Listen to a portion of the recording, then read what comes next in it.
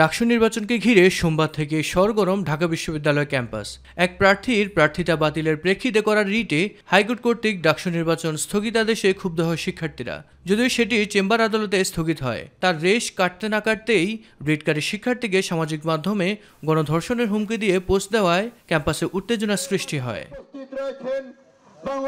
মধুর ক্যান্টিনে সংবাদ সম্মেলন করে রিটকারী শিক্ষার্থী প্যানেল, অপরাজেয় ৭১, অদম্য ২৪, শিক্ষকদের সংগঠন সাদা দল বিক্ষোভ মিছিল করে ছাত্রদল বাক্সের সহ বেশ কয়েকটি প্যানেল। অভিযোগ ছাত্র শিবিরের উপর।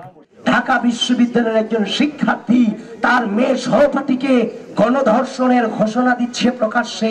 ঢাকা বিশ্ববিদ্যালয় প্রশাসন এবং রাষ্ট্রীয় প্রশাসন এখনো পর্যন্ত তার বিরুদ্ধে বিন্দু পরিমাণ কোনো ব্যবস্থা নেয়নি। সেই গোষ্ঠীটি নারীদের স্বাধীনতায় বিশ্বাস করে না, নারীদের চলাফেরায় বিশ্বাস করে না, তারা চায় না নারীরা ঘরের বাইরে বের হোক। ঢাকা বিশ্ববিদ্যালয়ের প্রকৃত শিক্ষার্থীরা এই দুষ্কৃতিকারী এবং কালপিট যারা আছে ৯ সেপ্টেম্বর ব্যালটের মাধ্যমে তাদের বিপক্ষে কিন্তু রায় দিবে।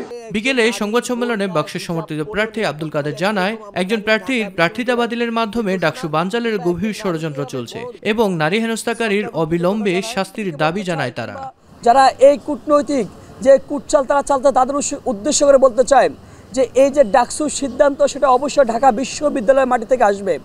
বিকেলে সংবাদ সম্মেলনে গণমাধ্যমের মুখোমুখি হয়ে দ্রুত হেনস্থাকারীর শাস্তির দাবি জানিয়ে ছাত্র শিবির জানায়, রাজনৈতিক দেউলিয়াত্বের কারণে ডাকসু বানচাল করতে তাদের বিরুদ্ধে অপপ্রচার চালানো হচ্ছে। সাবিকুন্নাহা তামান্নার উপর যখন সাইবার বুলিং হয় অথবা আফসানার উপর যখন সাইবার বুলিং হয় তখন ওটাকে জাস্টিফাই দেওয়া হয়, তখন তাদেরকে শিবির বলে ফ্রেমিং করা হয়। কিন্তু যখন অন্য কোনো ঘটনা হয় ওই ঘটনা আমরাও প্রতিবাদ জানাই। যে অপরাধী তার বিচার না করে, যখন আমরা বিচার চাচ্ছিলাম সেই বিচার না করে তাকে দায় মুক্তি দিতে চাই। রাজনৈতিক দেউলিয়াত্ব কোন লেভেলে গেলে শেষ পর্যন্ত তারা ডাকসু নির্বাচনকে ভয় পেয়ে তারা মনে করছে এভাবে ভোট পাবে। মিফতা গালিব, মাই টিভি, ঢাকা। সেটি আমাদের